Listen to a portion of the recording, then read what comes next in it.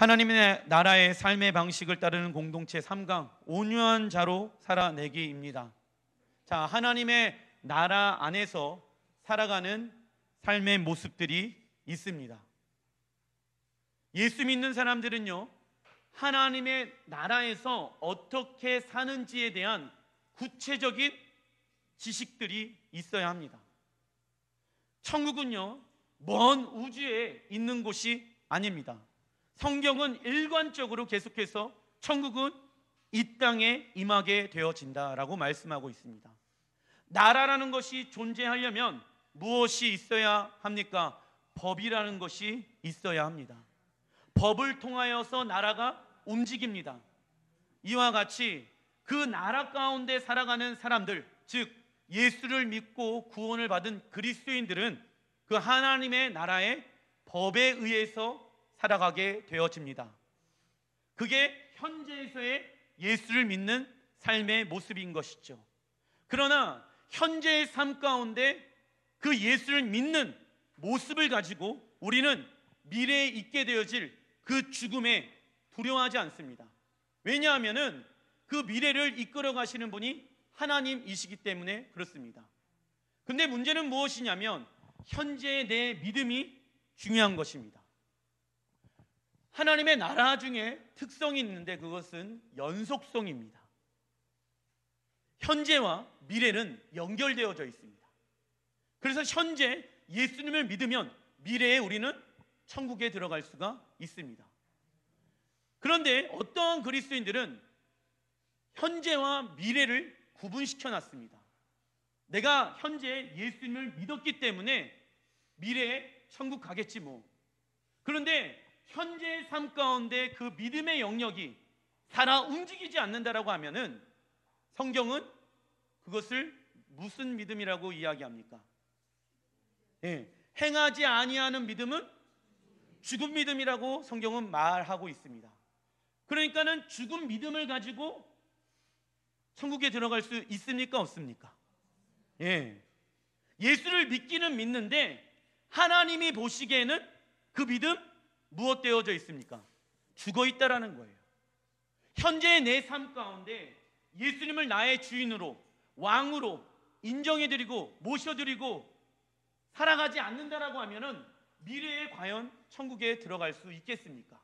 그래서 예수님께서는 우리 그리스도인들에게 너희들은 이러한 삶을 살아가야 한단다라고 말씀하고 있습니다. 천국에서의 삶은 이러한 자들의 모습이란다. 그게 미래에 있게 되어질 것인데, 근데 그게 미래에 있게 되어질 것을 오늘 이 시간 그러한 사람으로 살아가야 한단다. 그 첫 번째 모습이 심령이 가난한 자로 살아가야 한단다. 심령이 가난한 자로 살아가다 보면은 애통한 자로 살아가게끔 되어져 있단다. 왜 심령이 가난한 자로 살아가야 되는지 아십니까? 내 존재가 어떠한 존재입니까? 절대 절망의 상태를 아는 자, 나는 할 수가 없는 자, 그것을 아는 사람들은 애통한 자가 될 수밖에 없습니다. 그런데 애통한 자는 복이 있나니 저희가 무엇을 받습니까? 위로를 받게 되어집니다. 우리는 세상에 위로를 받는 자가 아닙니다. 자녀를 통해서, 돈과 물질을 통하여서, 내 어떠한 감수성을 통하여서 우리가 위로를 받는 자가 아닙니다. 그 위로는요, 잠깐 줄 수 있겠지만은 영원한 위로가 될 수가 없습니다. 그래서 우리는 오늘 하나님의 위로하심을 받아야 하는 것입니다. 그 연속성 가운데 오늘 온유한 자로서 우리를 부르시고 계십니다. 천국의 헌법과 같은 것이 산상수훈인 것입니다. 산상수훈은 하나님 나라의 핵심의 가치인 것입니다. 나라가 있으면 헌법이 있어야 되는 것처럼 그 헌법을 따라 살아가는 사람들을 국민, 백성이라고 이야기합니다. 그래서 우리는 하나님의 나라의 법을 따라가는 하나님 나라의 백성인 것입니다. 산상수훈이란 써놔주십시오. 하나님 나라의 백성으로 살아가는 생활 방식입니다. 산상수훈이란 하나님 나라의 백성으로 살아가는 생활 방식, 라이프 스타일을 이야기하고 있습니다. 마태복음 5장 5절에 보게 되어지면 온유한 자는 복이 있나니라고 말씀하고 있습니다. 일반적으로 우리가 알고 있는 온유함은요, 천성이 착하거나 부드러운 어떠한 마음을 소유한 사람이라고 생각하기 쉽습니다. 아, 저 아이는 참 온유하구나 라고 하게 되어졌을 때 이것은 세상에서 해석하는 이야기입니다. 그러나 성경 안에서는 온유한 자를 이렇게 말하고 있습니다. 온유의 헬라어는요, 프라우스라는 단어를 사용합니다. 그래서 읽어보겠습니다. 시작. 거친 야생마가 주인에게 길들여진 후에 써놔주십시오. 주인의 말에 절대적으로 순종하는 사람. 절대적으로 주인의 말에 순종하는 사람. 주인의 말에 절대적으로 순종하는 사람을 뜻할 때 쓰이는 단어가 온유라는 단어라는 거예요. 자, 이스라엘 백성들이 말을 컨트롤하게 되어졌을 때 거친 야생마를 잡게 되어집니다. 그런데 처음부터 그 주인의 그 말은 듣지를 않습니다. 어떻게 그 말을 조련을 하냐면 높은 산에 데리고 올라간다라고 합니다. 그런데 말은요, 평지에 잘 달릴 수 있게끔 하나님께서 만들어 놓으셨습니다. 말에게 있어서 가장 취약한 곳은 어디냐면 높은 산입니다. 왜냐하면 발목이 얇기 때문에 산에서 내려오게 되어졌을 때 발목이 꺾이게 되어지거든요. 그래서 굉장히 고통스럽고 어렵게 되어집니다. 그런데 그 말을 일부러 그 산 꼭대기에 데리고 올라갑니다. 그리고 나서 한 3일 정도 굶긴다고 합니다. 그리고 나서 주인은요, 그 산의 입구에서 기다리고 있습니다. 이 말은요, 평지로 내려가기 위해서 산에서 내려오게 되어집니다. 내려오면서 넘어지고 깨지고 힘들고 배고픈 시간들을 갖게 되어집니다. 그때 입구에서 그 말에게 줄 당근을 주인이 가지고 있습니다. 그리고 그 말에게 그 당근을 건네주면서 그 말에 순종하게끔 합니다. 자, 온유라는 단어가 예수님께서 쓰시게 되어졌을 때 온유한 자는 바로 이러한 사람들이란다. 너희들은 마치 거친 야생마와 같은 사람들이었어. 하나님을 떠나서 주인이신 예수님의 말씀을 떠나서 세상의 말에 귀 기울여서 살아갔던 거친 야생마였단다. 그런데 너희들에게 생명을 주시기 위해서 예수가 이 땅 가운데 오셨고 너희를 위해서 십자가에 못 박혀 주시고 부활하였단다. 그 생명을 예수님은 거친 야생마로 살아가는 우리들에게 주시길 원하십니다. 그래서 그 거친 야생마가 하나님의 말씀으로 길들여져 있는 상태를 성경은 온유한 자라고 말씀하고 있는 것입니다. 거기다 써놔 주십시오. 온유한 자란 하나님 말씀으로 길들여진 자입니다. 온유한 자라고 했었을 때 하나님의 말씀으로 길들여진 자라고 성경은 말하고 있습니다. 우리는 하나님의 말씀으로 길들여진 것이 아니라 세상의 거짓말을 믿어 세상의 부와 명예 그리고 세상의 행복을 이루기 위해 거친 야생마처럼 살아왔습니다. 그래서 세상에 좋은 것이 있으면 기분이 좋고 거기에 안정감을 누리고 행복을 경험하게 되어집니다. 반대로 세상의 것이 없으면 우울하고 힘이 듭니다. 그리고 세상과 경쟁하고 남과 비교하면서 살아가는 것이 너무나도 힘들고 외롭고 지쳤습니다. 그러한 자들에게 예수님은 내게로 와라 내가 너희를 쉬게 하리라 라고 하시면서 부르시고 계십니다. 마태복음 11장 28절 시작. 수고하고 무거운 짐진 자들아 다 내게로 오라 내가 너희를 쉬게 하리라. 많은 이들이 예수님을 마음 가운데 주인으로 초청이 됩니다. 이 마음은요 헬라 원어로 카르디아 생명의 자리입니다. 생명의 자리 마음 가운데 예수님을 주인으로 초청해 드립니다.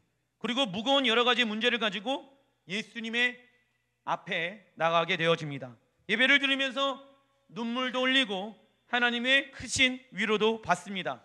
그 안에서 또 하나님의 쉼을 경험하게 되어지지요.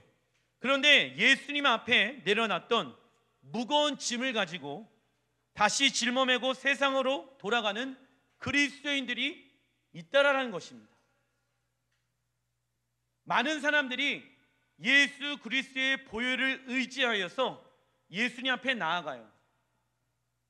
그 안에 하나님의 위로도 있고 은혜도 있고 또 눈물도 있습니다. 그리고 무거운 짐을 또 내 삶의 문제를 예수님의 발 앞에 내려놓습니다. 쉼을 경험하지요. 근데 집에 돌아갈 때 그 내려놨던 짐을 다시 짊어매고 돌아가는 사람들이 꽤 있다라는 거예요. 교회에 와서는 은혜를 받아갖고 그 짐 누구에게 맡깁니까? 예수님께 맡겨드려요. 무엇 드릴 때는? 예배를 드리는 동안에는. 그러나 집에 돌아갈 때는 다시 그 짊어매고 돌아가니 세상에서 무엇을 경험할 수 없을까요? 쉼. 무거운 짐진 자들아 다 내게로 와라. 내가 너희를 쉬게 하리라.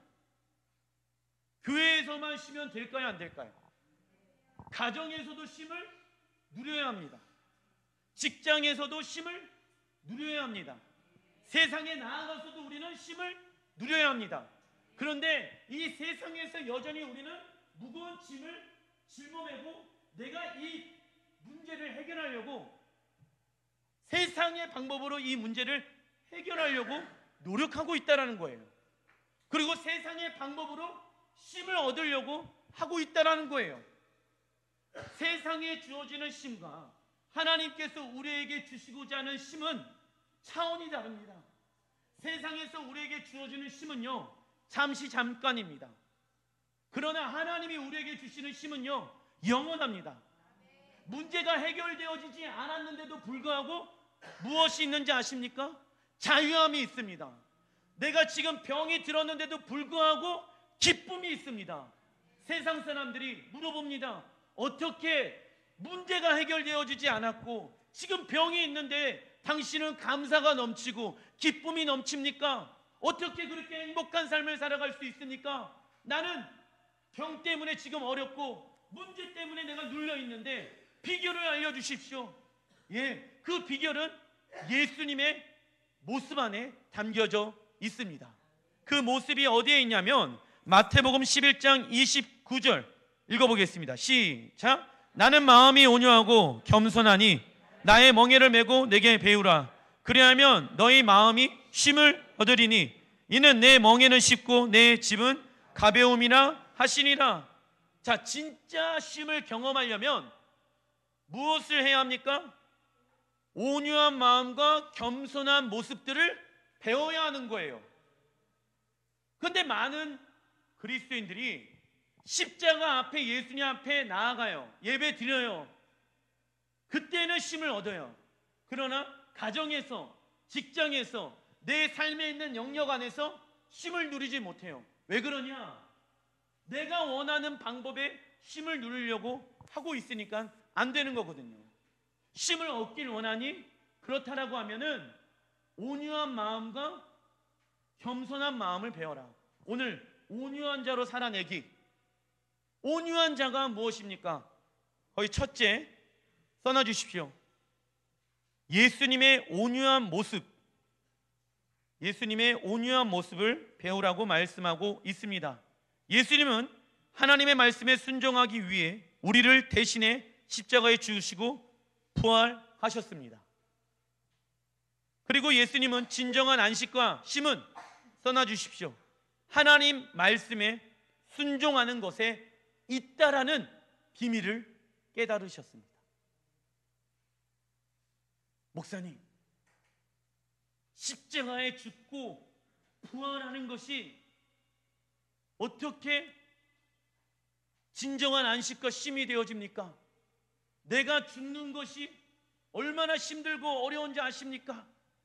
이거는 안식과 쉼이 될 수 없습니다.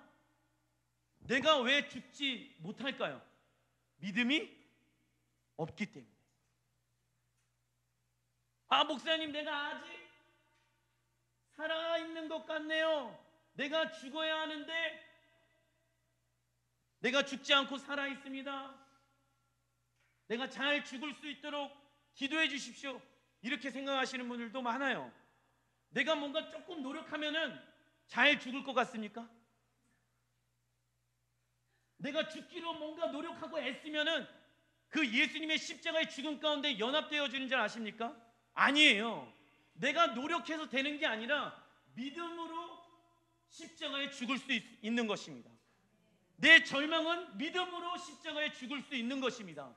내가 노력해서 조금 애를 써가지고 십자가에 죽는 것이 아니라 믿음으로 예수님과 함께 나의 절망과 고통과 아픔과 성격과 말과 내 지식들은 십자가에 죽었다는 것을 고백할 수가 있다는 거예요.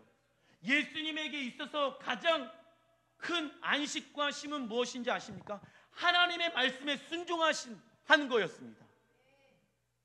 그럴 때 진정한 무엇이 옵니까?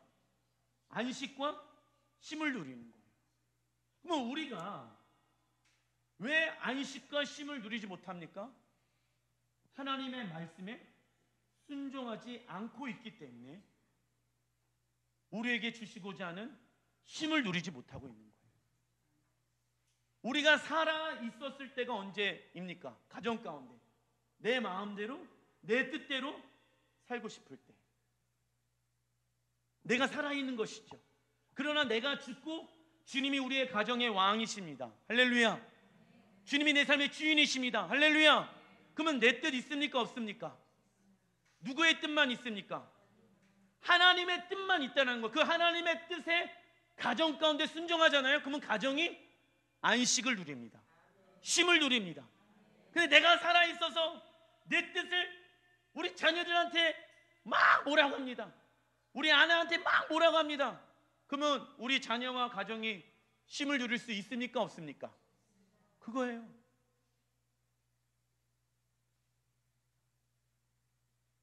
직장에서도 마찬가지입니다. 직장에서 돌아가는 세상의 방법이 있겠지요. 그러나 우리는 그것을 거부합니다. 왜냐하면 진정한 쉼은 하나님의 뜻 안에 있기 때문에. 사단은요, 야, 하나님 말씀대로 사업해봐. 그렇게 하면은 잘 안 될걸? 꼬박꼬박 세금 내고 정직하게 사람들한테 베풀고 정직한 제품을 만들고 그러면 돈 못 벌어. 사단은 두려움을 우리의 마음 가운데 심겨줍니다. 그러나 오래가는 사람이 누구인지 아십니까? 정직하게 하는 사람들입니다. 그런데 그들의 단점이 무엇이냐면 그 영향력이 오래가지 못한다는 거예요. 정직하게 꾸준하게 세상의 방법대로 하지 않고 땀 흘리고 수고하고 애쓰다 보면 하나님이 높이 세우실 때가 있습니다. 그런데 사단은요, 우리를 유혹합니다. 미혹해 합니다. 하나님 말씀대로 사업해봐. 장사 안 될걸? 불안한 거예요. 그러나 하나님의 말씀대로 순종해 보십시오. 그 사업장이 안식과 쉼을 누릴 수가 있는 것입니다. 자, 두 번째 모습은 써놔주십시오. 예수님의 겸손한 모습입니다. 예수님의 겸손한 모습입니다. 예수님은 만왕의 왕이시고 온 우주의 왕이십니다. 그러한 분이 낮고 낮은 이 땅에 인간의 모습을 입고 내려오셨습니다. 그 이유는 인간의 구원의 계획, 온 인류의 구원의 계획을, 하나님의 계획을 알고 계셨기 때문입니다. 그래서 그 위대한 하나님의 계획을 이룰 수 있는 자는 누구일까요? 겸손한 자입니다. 왜냐? 하나님은 제한이 있습니까? 없습니까? 무한하신 분이십니다. 그러나 우리는 제한이 있습니까? 없습니까? 그러기 때문에 겸손해야 되는 거예요. 하나님은 제한이 없으신 무한한 하나님이십니다. 전지전능한 하나님이십니다. 무소부재의 하나님이십니다. 그러나 우리는 제한이 있습니다.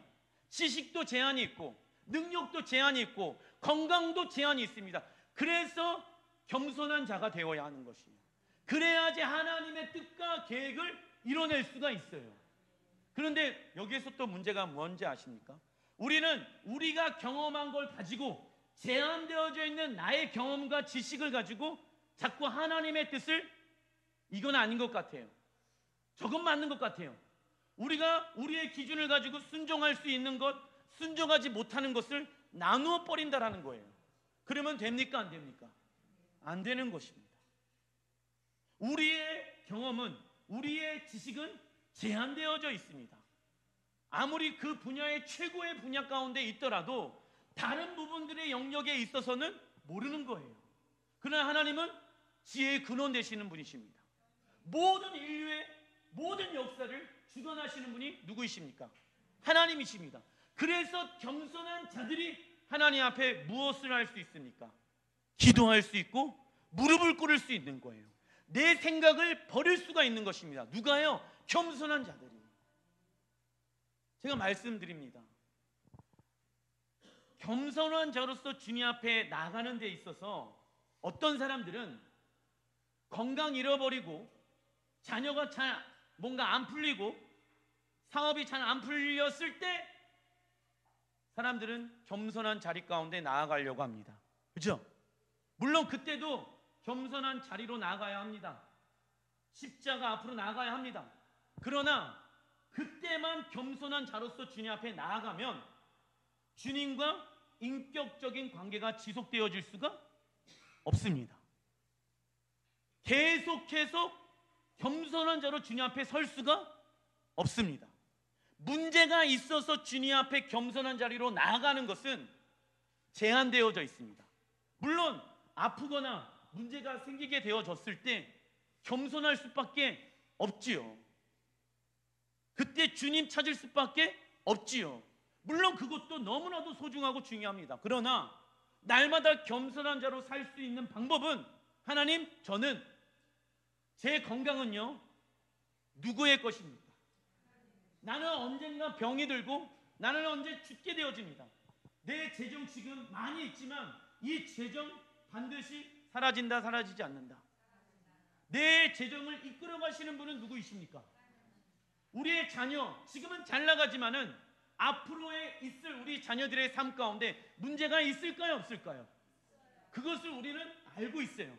그렇기 때문에 우리는 날마다 주님 앞에 겸손한 자로서 나아갈 수가 있다, 없다? 있다라는 거예요.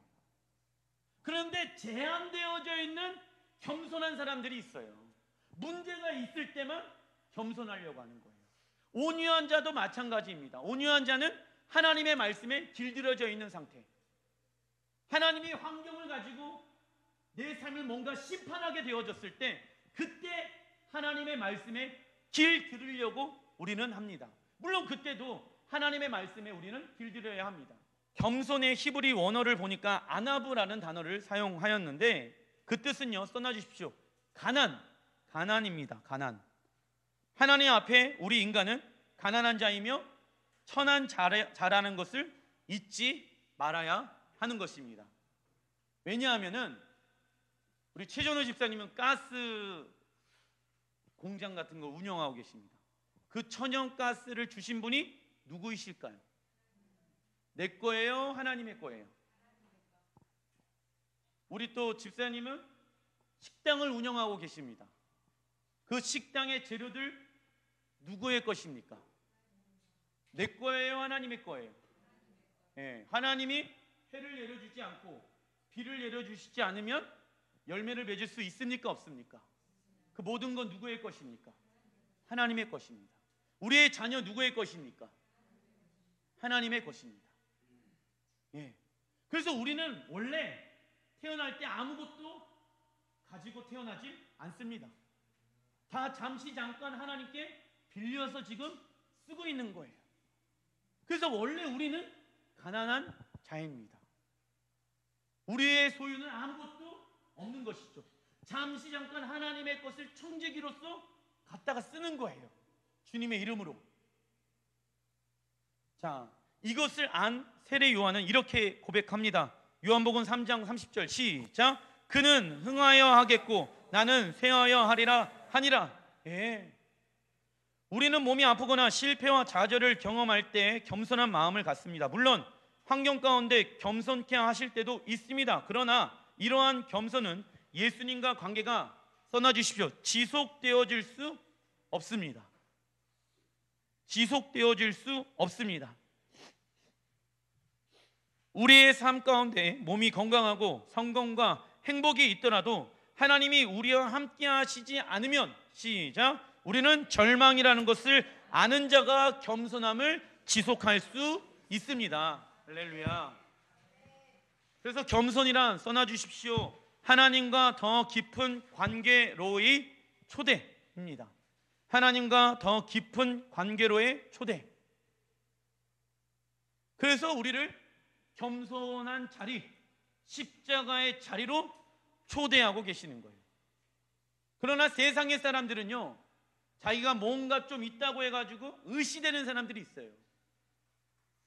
그리고 젊은 사람들은 건강이 있다고 그 건강을 막 쓰는 경우들이 있습니다. 그러면 안 됩니다. 돈이 있어도, 건강이 있어도, 명예가 있어도 우리는 겸손한 자로서 주님 앞에 있어야 하는 것입니다. 그래야지 새로운 주님의 기름 부으심을 받을 수가 있어요. 왜냐하면 낮고 낮아 있는 그 자리 가운데 하늘의 기름 부으심을 부어주시거든요. 근데 내가 높은 자리에 올라가 있으면 하늘의 기름 부으심, 새로운 주님의 은혜를 받을 수 있을까요? 없을까요? 없는 거예요. 그래서 문제가 뭔지 아십니까? 문제가 뭐냐면 주님 없이 지금 잘 나가고 있는 거, 그게 문제인 거예요. 주님 없이 지금 잘 나가고 있는 나의 자녀들, 주님 없이 잘 나가고 있는 내 사업장이 문제인 거예요.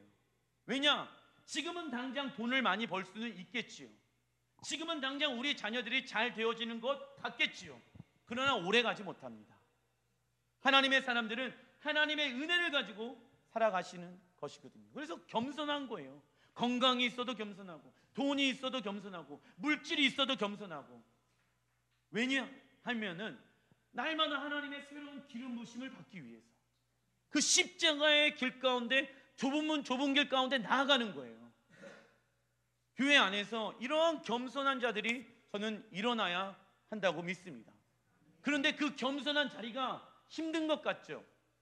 어려운 것 같죠? 아니에요. 아니에요. 그 겸손한 자리가 무엇을 줍니까? 안식과 쉼을 주는 거예요. 그 십자가 앞에 나아가는 것이 맨 처음에는 나를 굴복시키고 나를 십자가에 못 박는 것이 쉽지는 않겠지만, 그러한 믿음의 삶을 살아가다 보면은 내 삶 가운데 안식과 쉼이 오게 되어지는 것을 경험하게 되어지는 것입니다. 그게 확장이 되어져서 자녀들과 직장 가운데, 열방 가운데 하나님의 안식과 쉼을 흘려내보내는 자가 되어지는 것이지요. 그래서 쉼이라는 헬라어 원어 보니까 아나파우어라는 단어를 사용하였는데, 그 뜻은 써놔주십시오. 사람이 죽어있는 상태. 사람이 죽어있는 상태가 예수님께서 말씀하시는 쉼이에요.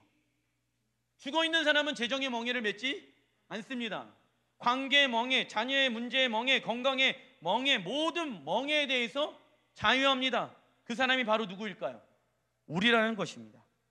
그런데 우리도 모르게 이 멍에들을 다들 몇 개씩 들고 있다는 거예요. 왜냐? 그 마음의 중심, 내 육체의 생각의 중심 가운데 욕심이라는 것이 있기 때문에 자기의 성에 차지 않으니까 피곤해지는 거예요.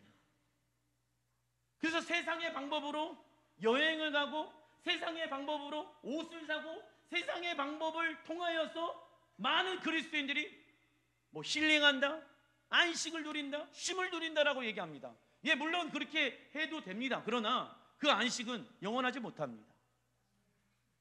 사람이 만들어낸 안식은요, 제한되어져 있습니다. 계속 세상의 것들로 목마르게끔 하게 되어져 있습니다. 그 결과 내 영혼이 마르게 되어지죠. 그러나 하나님의 안식은요, 쉼은요, 계속 샘돋듯이 일어나게 되어집니다. 문제가 있는데도 불구하고 안식과 쉼을 누리게 되어지고 고요한 거예요. 여러분들의 삶 가운데 편안함이 있길 원합니까? 아니면 하나님의 평안이 있길 원합니까? 예, 솔직하게. 솔직하게 우리의 삶 가운데 편안함을 원하고 계십니까? 아니면 하나님의 평안을 구하고 계십니까? 예. 근데 우리는 자꾸 우리의 편안함을 쫓아서 신앙생활을 하려고 한다는 거예요. 그러한 길로 나아가면 나아갈수록 성경에서 말하고 있는 예수님께서 말씀하시는 안식과 쉼을 누릴 수가 없는 거예요. 그러니까는 어떻게 되어지는지 아십니까? 신앙생활에 딜레마가 오는 거예요. 지치거든, 힘들거든, 성경 읽는 것도 귀찮아요. 예배 드리는 것도 감동이 없어요. 왜요? 온유한 자로서 있지 않고 겸손한 자로서 있지 않으니까 내가 높아져 있거든요. 그런데 하나님의 은혜는 하늘에 있거든, 위에 있거든. 그래서 우리의 심령이 낮아지고 가난한 자로서 있어야지 그 하늘에 있는 기름 부으심이 땅에 우리의 마음의 심령 가운데 내려오게 되는 것입니다. 단락 3번 사무엘상 2장 1절 읽어보겠습니다. 시작. 그 후에 다윗이 여호와께 여쭈어 아뢰되 내가 유다 한 성읍으로 올라가리이까? 여호와께서 이르시되 올라가라. 다윗이 아뢰되 어디로 가리이까? 이르시되 헤브론으로 갈지니라. 자 보세요. 사울 왕이 죽게 되어집니다. 그리고 그의 아들이 또 예루살렘의 왕으로 올라가게 되어지는데, 그 당시 다윗이 보유하고 있었던 군대에 굉장히 막강하였습니다. 바로 예루살렘으로 치러 올라가게 되어졌을 때는 그 이스라엘 전체를 다 자신의 영향력권 안에 들어오게 할 수 있었습니다. 그런데 그 열려져 있는 성공의 길 가운데 나아가지 않고 다윗은요, 어디로 가면 좋을까요? 하나님께 여쭈어봅니다. 근데 하나님께서 예루살렘으로 가라고 하지 않고 어디로 가라고 얘기하고 있습니까? 헤브론으로 가라. 이 헤브론으로 간다는 것은 12분의 1밖에 안 되어지는 작은 도시이거든요. 그런데 그 얘기를 들었을 때 다윗은 하나님의 뜻이 이해는 되지는 않았어요. 왜냐? 지금 예루살렘으로 바로 올라가 갖고 예루살렘 성을 정복하는 것이 우리의 생각으로는 맞아요. 그런데 하나님은 헤브론으로 가라. 그 말에 다윗은 순종합니다. 왜요? 하나님의 계획이 있겠지. 하나님의 뜻이 있겠지. 그것을 무엇합니까? 신뢰하는 거예요. 우리는 종종 사업을 하거나 자녀들을 키우거나 또 결혼하게 되어졌을 때 어떤 어려움이 오게 되어졌을 때 하나님 어떻게 해야 합니까? 물어봅니다. 근데 많은 이들이 무엇을 선택하냐면 내가 원하는 길을 선택하는 자들이 많이 있고 눈에 보이는 것이 좋은 것을 선택하는 사람들이 많이 있어요. 열려져 있는 성공의 길. 그래서 뭐라고 얘기하냐면 하나님이 또 이렇게 열어주셨다, 축복해 주셨다라고 얘기합니다. 물론 맞을 수도 있어요. 그러나 반대로 하나님이 그 열려져 있는 성공의 길 말고 닫혀져 있는 성공의 길로 가라고 하게 되어졌을 때, 누가 보더라도 어렵고 힘든 길로 가라고 했었을 때 그 길로 나아가는 사람들이 많을까요? 적을까요? 적습니다. 왜냐? 이해가 안 되거든. 이해가 안 되는 거예요. 누가 보더라도 그냥 하나님이 이거 축복해 놓으신 길로 가는 게 맞는 것 같거든요. 근데 이 길로 가라는 하나님의 뜻을 이해를 못하는 거예요. 아까 말씀드린 것처럼 우리는요, 우리의 이해도는요 제한되어져 있습니다. 그러나 미래를 주관하시는 분은 누구이십니까? 하나님이십니다. 현재의 삶은 이해가 되어지진 않지만 현재의 삶 가운데 하나님이 이러한 문제를 우리에게 주셨을 때 이해는 되지는 않지만 하나님은 미래의 주관자이십니다. 할렐루야. 미래를 계획해 놓으신 분은 하나님이십니다. 할렐루야. 그 하나님은 좋으신 분이십니다. 할렐루야. 예. 그래서 이해가 되든 이해가 되지 않든지 간에 그 길로 가는 거예요. 그런데 우리의 이해의 관계를 가지고 자꾸 이 길로 갈까 저 길로 갈까 계산하면 답이 나옵니까? 안 나옵니까? 답이 안 나오는 거예요. 그래서 하나님의 말씀에 무엇하지 못합니까? 순종하지 못하고 온유한 자로서 서질 못하는 거예요. 왜냐? 우리의 뜻이 있기 때문에. 그래서 그리스도인들에게 성공이란 써놔주십시오. 하나님을 사랑하며 이웃을 사랑하는 것. 하나님을 사랑하며 이웃을 사랑하는 것입니다. 큰 목회, 많은 성도들 모이는 것 중요하겠죠. 그러나 그것이 우리의 성공의 기준이 돼서는 안 되는 것입니다. 목회의 성공의 기준도 많은 사람들이 모이는 것이 되어져서는 안 됩니다. 왜냐? 많은 목회자들이 패배감에 빠질 수도 있기 때문에 그렇습니다. 그러나 우리의 성공의 기준은 하나님을 사랑하는 것이며 이웃을 사랑하는 것이 우리의 인생의 성공의 기준이 되어지면 되는 것입니다. 그러면은 세상의 성공의 기준을 버려야 하는 거예요. 돈이 별로 없어도 나는 하나님 안에서 어떠한 자입니까? 성공한 자입니다. 왜냐? 내가 하나님을 사랑하고 있고 내가 이웃을 무엇하고 있습니까? 사랑하고 있기 때문에.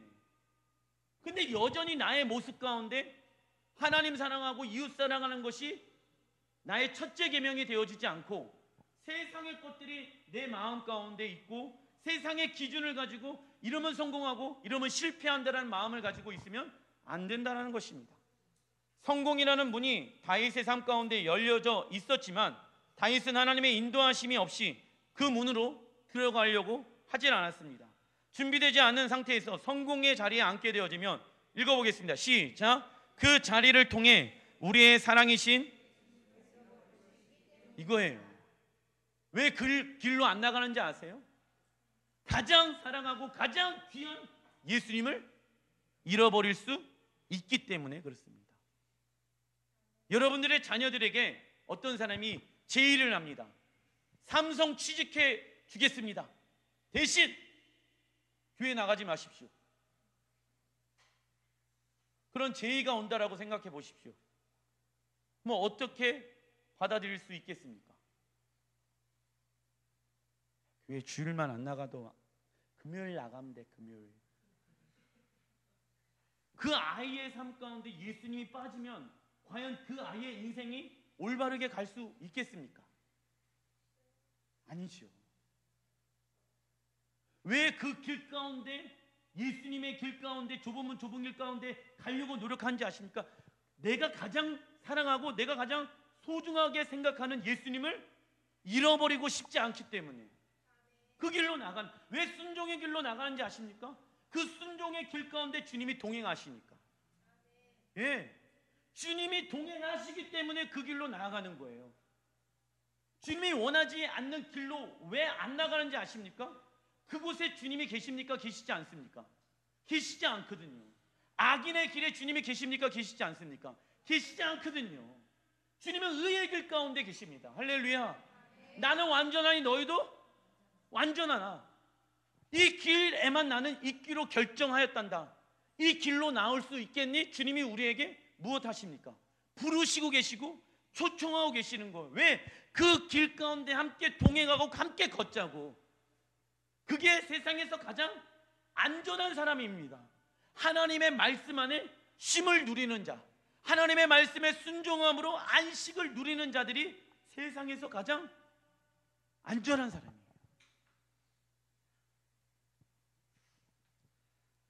그래서 민수기 인간적인 성급한 마음은 온유한 마음이 절대로 아닌 것입니다.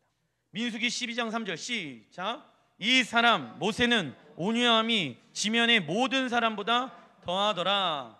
자, 모세가 구스 여자를 취한 것을 가지고 미리암과 아론이 모세를 비방하였고 백성들조차도 모세를 원망하며 불평하게 됩니다. 그러나 모세는 광야 생활을 통하여 하나님의 말씀에 길들여진 온유한 자가 되어 있었습니다. 그리고 사람들의 말에 반응하지 않고 하나님께 맡기고 하나님의 뜻을 따랐습니다. 우리를 모함하거나 대적하거나 비난하는 사람들을 인생을 살다 보면 항상 우리 주변에 있을까요? 없을까요? 가까운 데 있습니까? 먼 데 있습니까? 적은 항상 가까이 있습니다. 그때마다 반응하면 될까요? 안 될까요? 안 됩니다. 그 사람들을 향한 우리의 마음의 태도를 보면은 온유한지 아닌지를 알 수가 있습니다. 이해되시죠? 성질이 나지만 꼬라지를 안 내는 거예요. 왜요? 나는 온유한 자니까. 말을 함부로 하지 않는 거예요. 왜요? 세상 말을 하다 보면 주님이 떠나고 있다는 것을 알아요. 세상의 말을 내가 막 하다 보면요, 말하고 있을 때는 주님의 임재가 떠나는 것을 못 느껴요.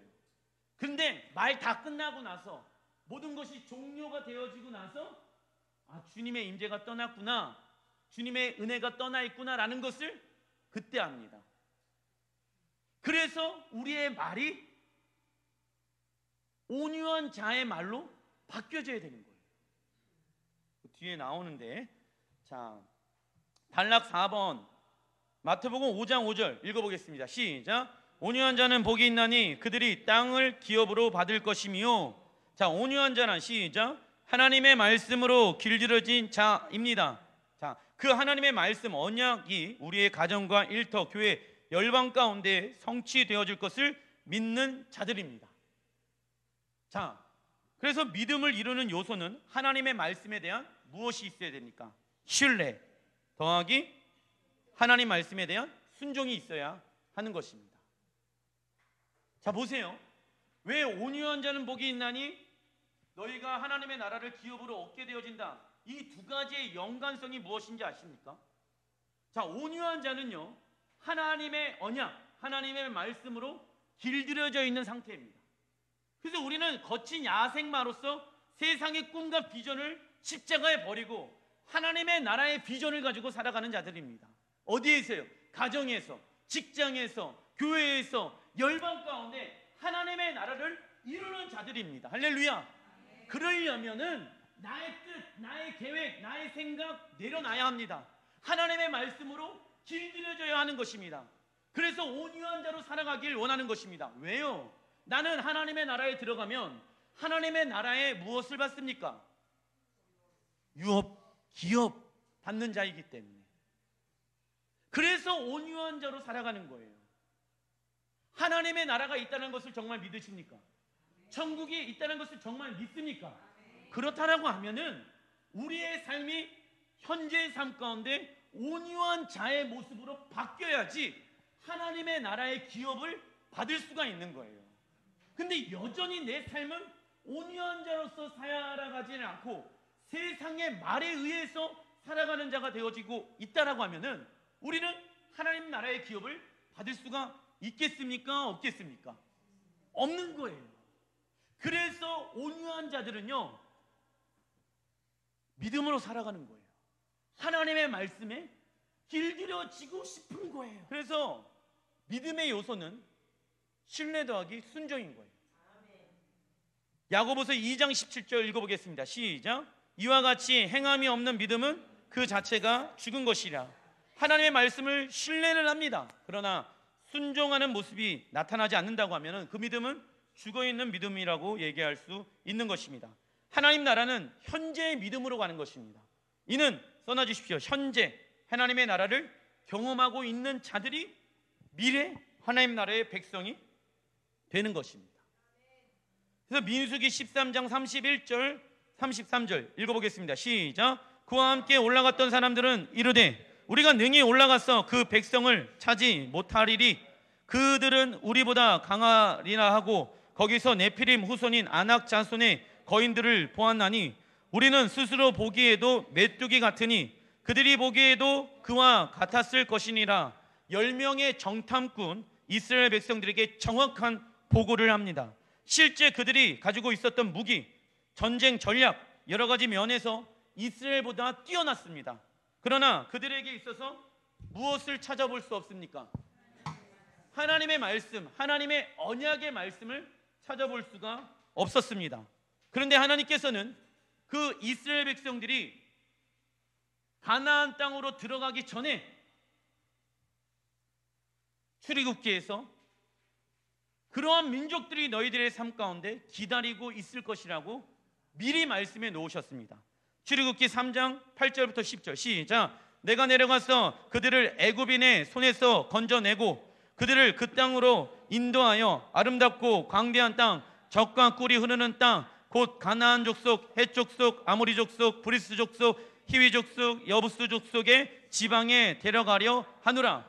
10명의 정탐꾼이 보고 온 내용들은 하나님께서 출애굽하기 전에 모세에게 미리 말씀하신 내용이었습니다.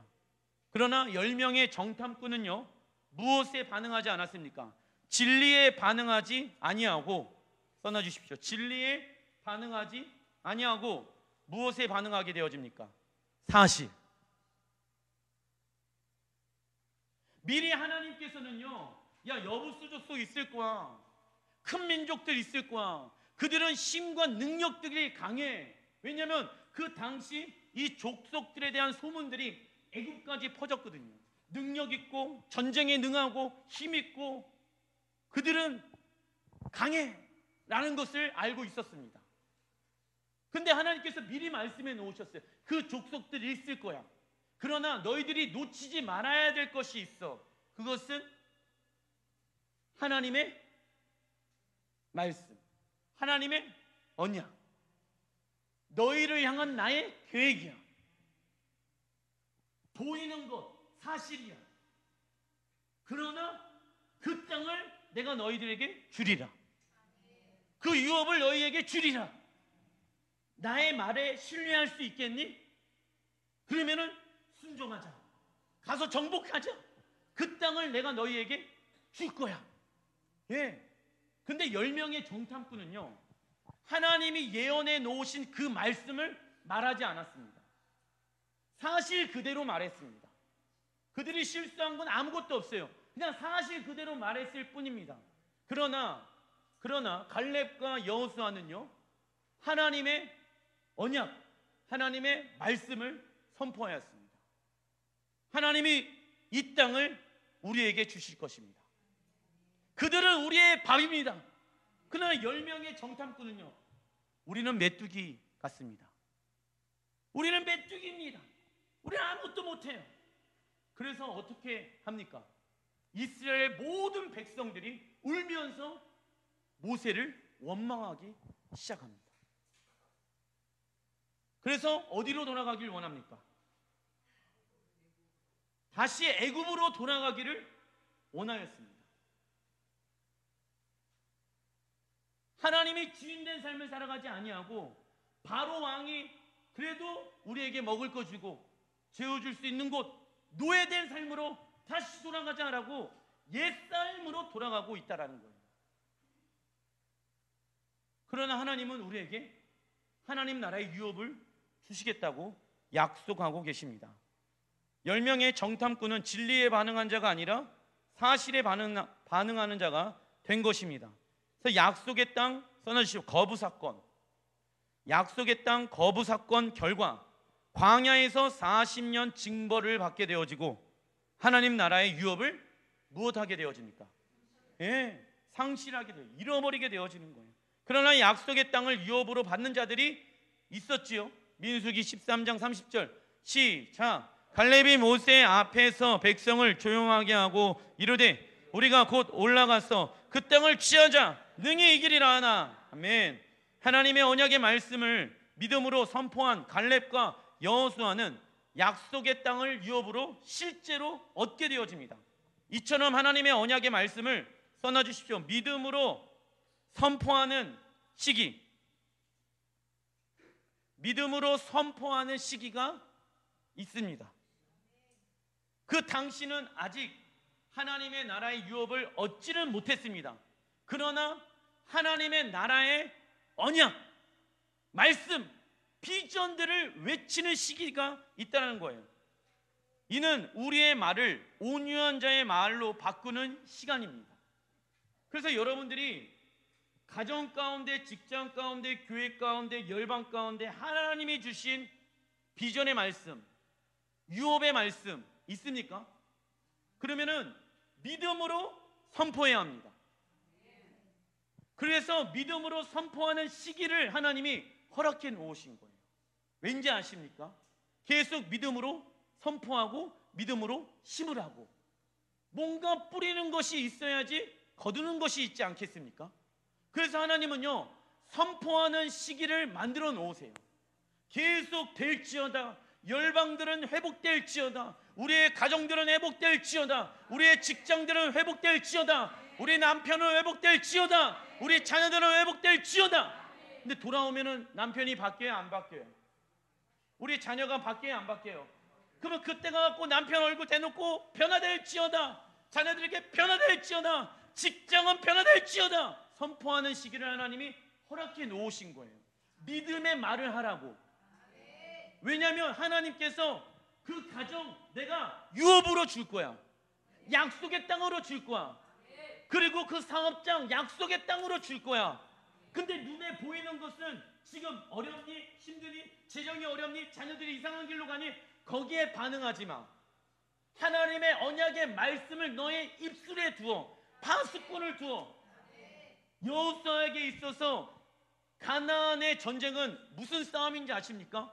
총과 칼의 싸움이 아니었어요. 따라해 보겠습니다. 하나님의 말씀에 순종하는 싸움이었다. 예.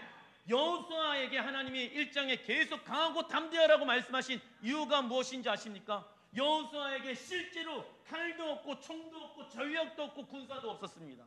오합지졸이었습니다. 그러나 내가 너희들과 함께 한다라고 하면은 전쟁의 주관자는 누구이십니까? 하나님. 그러니까 하나님의 말씀에 순종하기로 무엇을 걸어라? 목숨을 걸어라. 그러면은 전쟁에서 무엇하리라? 승리하리라. 그래서 여호수아는요, 다른 싸움한 게 아니에요. 하나님의 말씀에 순종하는 싸움을 행하기 시작한 것입니다. 적군이 바로 앞에 있는데도 불구하고 하나님이 유월절 행사를 다시 회복시키면서, 그리고 또 무엇합니까?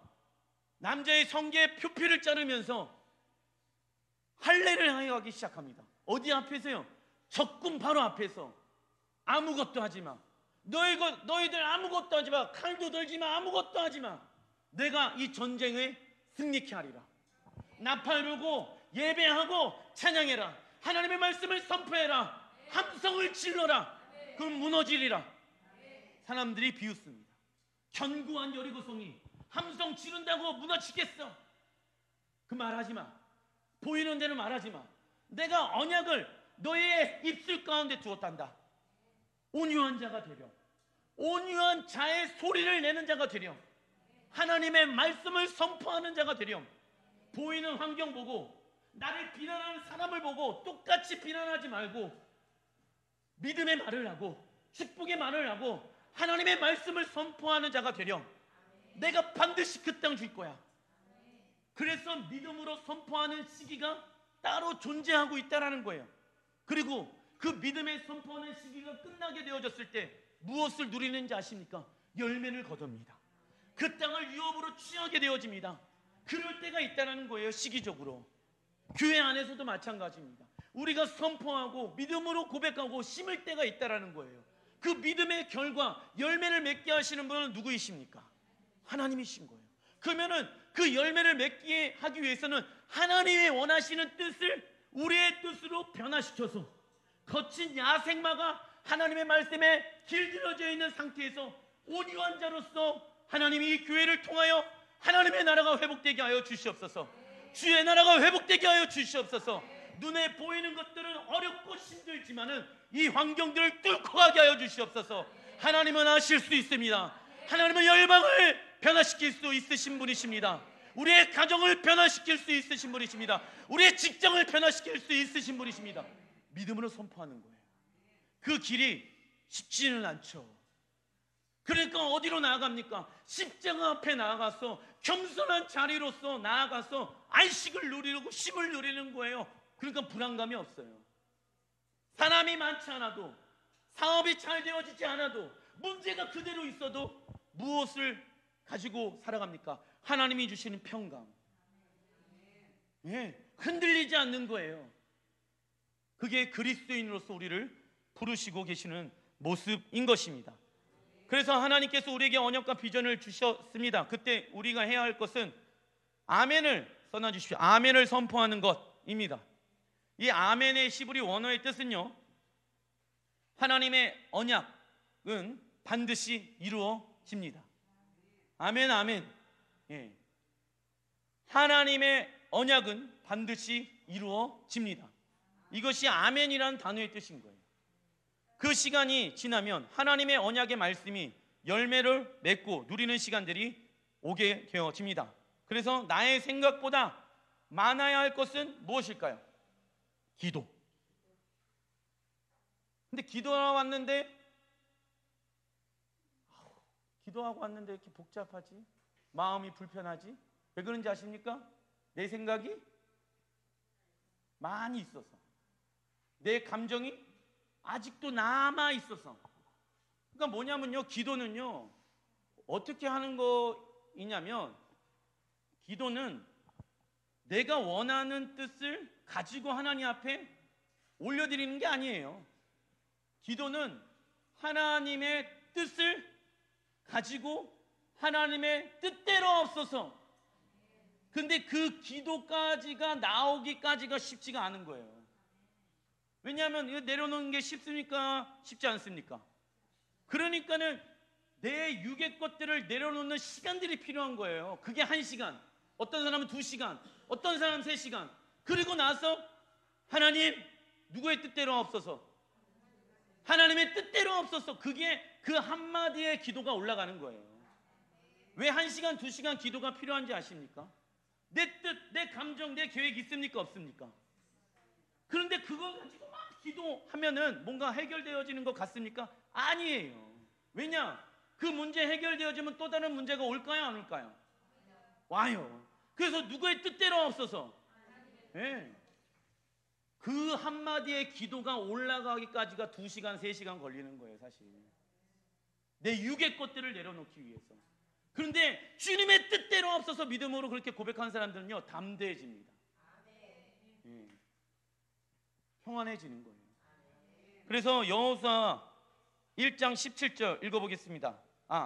민수기 13장 30절 시작. 갈렙이 모세 앞에서 백성을 조용하게 하고 이르되 우리가 곧 올라가서 그 땅을 취하자 능히 이기리라 하나 조용히 시켰잖아요. 다른 말 하지 마십시오. 하나님의 말씀만 선포하는 거예요. 그리고 여호수아 1장 7절 시작. 오직 강하고 극히 담대하여 나의 종 모세가 내게 명령한 그 율법을 다 지켜 행하고 우로나 좌로나 치우치지 말라. 그리하면 어디로 가든지 형통하리로다. 여호수아에게 있어서 두려움의 대상은 환경이 아니라, 써놔 주십시오, 하나님 언약의 말씀을 놓치는 것입니다. 하나님 언약의 말씀을 놓치는 것입니다. 여호수아에게 있어서 두려움의 대상이 환경이 아니었습니다. 그래서 이런 말이 있죠. 바쁠 때일수록 기도하자.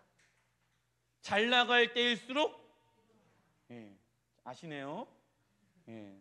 근데 잘 나가면은 바쁘니까 목사님 기도해야 되는지 아는데 뭐 할 시간이 없어요?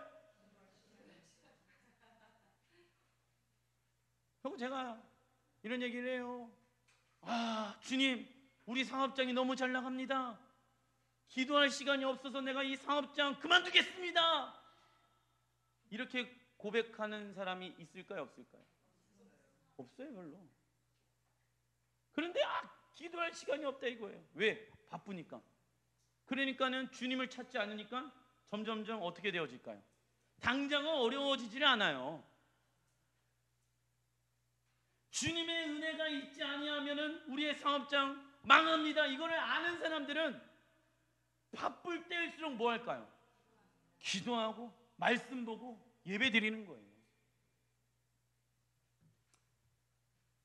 그래서 계시록 21장 7절 시작. 이기는 자는 이것들을 하나님 나라 상속으로 받으리라. 나는 그의 하나님이 되고 그는 내 아들이 되리라. 이기는 자는, 써놔 주십시오, 육신의 생각과 싸워 이기는 사람, 육신의 생각과 싸워 이기는 사람을 뜻합니다. 그래서 이기는 자들에게 주시는 것이 무엇입니까? 하나님 나라의 상속을 받고 하나님이 나의 하나님이 되고 나는 하나님의 아들이 됩니다. 세 번째, 하나님 나라에서 왕노릇 합니다. 그래서요, 신부는요 어떠한 고백을 하냐면 아가서 1장 2절의 말씀 읽어보겠습니다. 시작. 내게 입맞추기를 원하나니 주님의 사랑이 세상의 그 어떤 포도주보다 낫습니다. 이 신부는요 하나님의 말씀에 무엇하길 원하였습니까? 입맞추길 원하였습니다. 하나님 말씀의 입맞춤이란 써놔주십시오. 하나님 말씀을 통해 하나님과 인격적 관계를 맺는 것. 하나님 말씀을 통해 하나님과 인격적 관계를 맺는 것. 이것이 하나님의 말씀에 입맞추길 원하는 거예요. 주님의 말씀의 형상대로 내가 변화되어지길 원합니다. 그러나 우리가 하나님의 말씀에 입맞추지 않을 때 우리는 어디에 입맞출까요? 써놔주십시오. 세상에 입맞추게 되는 것입니다. 그때 우리 안에서 나타나는 현상은 하나님의 말씀이 사랑으로 느껴지지 않고 지루하고 따분하고 힘들고 어려움으로 느껴지는 것입니다. 그러나 하나님의 말씀에 입맞추는 시간이 과거의 한순간이 아닌 계속된, 써놔주십시오, 성화의 과정으로 매일매일 삶 속에서 우리 자신의 것을 버리고 예수님의 온유함과 겸손한 모습을 닮아가기 시작합니다. 이러한 삶의 연속성으로 이 땅에 하나님의 나라가 말씀대로 완전하게 이루어질 것이며 그때 우리는 하나님의 나라를 기업으로 얻게 되어질 것입니다. 말씀을 마무리를 짓겠습니다. 우리는 하나님의 나라에 들어가게 되어졌을 때 우리는 하나님의 나라의 기업을 받을 것이 있어야 합니다. 목사님, 천국만 가면 되는 것 아닙니까? 아니에요. 하나님의 나라에 들어가는 사람들은 반드시 하나님의 나라에 유업이 있어야 한다라고 성경은 이야기하고 있습니다. 근데 이 순종과 하나님의 나라의 유업은 연결되어져 있고 이 순종은 믿음과 연결되어져 있습니다. 그래서 온유한 자는요 현재의 삶 가운데 믿음으로 살아가게 되어지고 그 믿음으로 살아가는 이유는 나는 죽으면은 천국 가서 하나님의 나라의 기업을 받을 자이기 때문에 그렇게 살아가는 것입니다. 그런데 이게 분리되어져 있다. 그러면은 지금 구원을 잃어버린 것일 수도 있습니다. 교회는 나와 있지만 예수님이 내 삶의 주인이 아니다라고 하면은 구원받지 못합니다. 성경은 교회 다닌다고 구원받는다고 써있지 않습니다. 예수님을 나의 주인으로 영접하는 자들은 구원을 얻으리로다. 주. 그런데 그 주인을 내 삶 가운데 주인으로 대접해 드려야 합니다. 근데 가정의 주인은 누구입니까? 말로는 하나님, 실제의 삶은 구원을 잃어버린 것입니다. 내가 주인된 삶을 살아가고 내가 세상의 말에 이끌려서 여전히 거친 야생마와 같이 살아간다라고 하면 온유한 자로 우리는 살아갈 수가 없는 거예요. 온유한 자로서 살아가지 아니하면 하나님의 나라의 기업을 얻을 수가 없는 것입니다. 그러한 사람들은요 교회에 나오는 것이 또 하나의 종교 생활로 전락되어집니다. 교회 안에서도 종교 생활 하는 사람들이 있습니다. 그러나 기독교는 종교가 아니라 진리입니다. 하나님과 인격적인 만남을 누리는 것. 그 하나님이 내 삶의 왕이시고 아버지이시고 내 삶을 주관하시는 분이라는 것을 믿는다라고 하면은 온유한 자로서 이 땅 가운데 살아가기 시작할 것입니다. 그리고 세상의 말에 길들여져 있는 사람이 아니라 하나님의 말씀에 길들여져 있는 상태로서 날마다 주님과 인격적인 사랑에 입맞춤을 하면서 이 땅 가운데 살아가게 되어질 것입니다. 왜냐하면 나는 하나님의 나라에 받을 유업과 기업이 있기 때문에 그렇습니다. 기도하겠습니다.